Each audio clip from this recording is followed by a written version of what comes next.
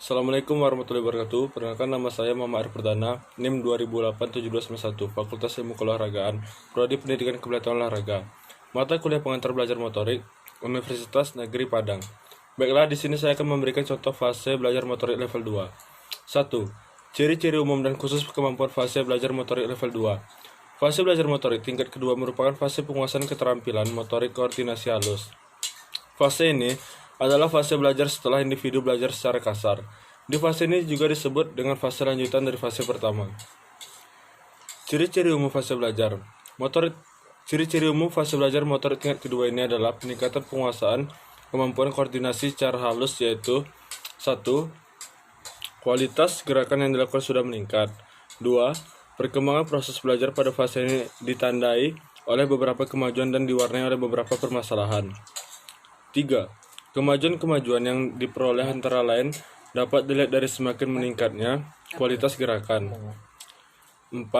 Penerimaan informasi selalu melalui otot semakin meningkat. 5. Peningkatan otot kecepatan dalam mengonstruksi gerakan. 6. Semakin lengkap konstruksi gerakan yang dibangun. 7. Adanya simpanan motorik atau ingatan yang dimiliki. 8. Motivasi belajar melalui stabil dan tidak terganggu dengan kegagalan. 9. Keberanian dan keyakinan dalam melakukan gerakan semakin meningkat. Ciri-ciri khusus fase belajar motorik tingkat kedua. 1. Struktur dasar gerakan. Struktur gerakan merupakan hubungan antara fase awal, utama, akhir dalam suatu gerakan. Pada fase belajar motorik tingkat kedua ini, ketiga tahapan di atas dapat ditandai dengan pada fase awal dapat merencanakan dan mempersiapkan gerakan yang akan dilakukan. Fase utama dapat melakukan gerakan dengan baik dan tujuan gerakan tercapai. Fase akhir dapat mengembalikan keseimbangan dengan baik. Contohnya, seseorang melompat tidak langsung melakukan gerakan melompat, tetapi didahului oleh gerakan ayunan tangan diikuti dengan kaki atau gerakan lainnya. 2. Irama gerakan. Irama gerakan adalah ciri-ciri yang menggambarkan antara pelaksanaan bagian-bagian gerakan dengan dimensi ruang dan waktu yang digunakan pada setiap gerakan. Contohnya, pada saat permainan basket irama yang tersandar, sendat, dan kaku sudah tidak terlihat. Hal ini dikarenakan efek dari semakin meningkatnya peran dan fungsi alat penerima dan perbaikan kemampuan antisipasi gerakan. 3. Luas gerakan. Penggunaan ruang yang digunakan dalam pelaksanaan suatu gerakan. Pada fase ini semakin meningkatnya efisiensi dan efektivitas penggunaan ruangan dalam pelaksanaan gerakan.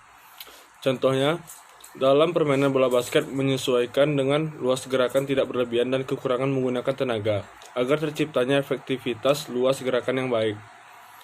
Aliran gerakan yang ditampilkan masih belum lancar, yaitu masih tersendat-sendat. Kurangnya kecepatan dan percepatan tersebut disebutkan karena pengaruh impuls atau tenaga yang diberikan. 2. Struktur dasar gerakan dan implikasi dalam proses pembelajaran.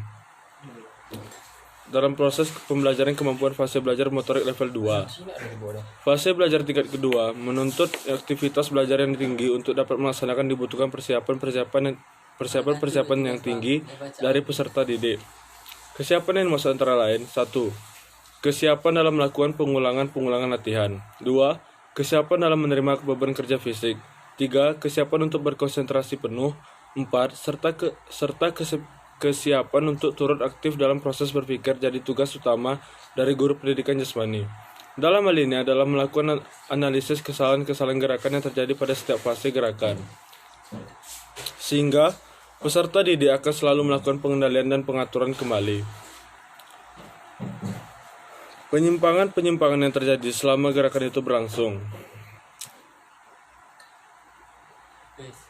Baiklah, itu yang bisa saya sampaikan. Assalamualaikum warahmatullahi wabarakatuh.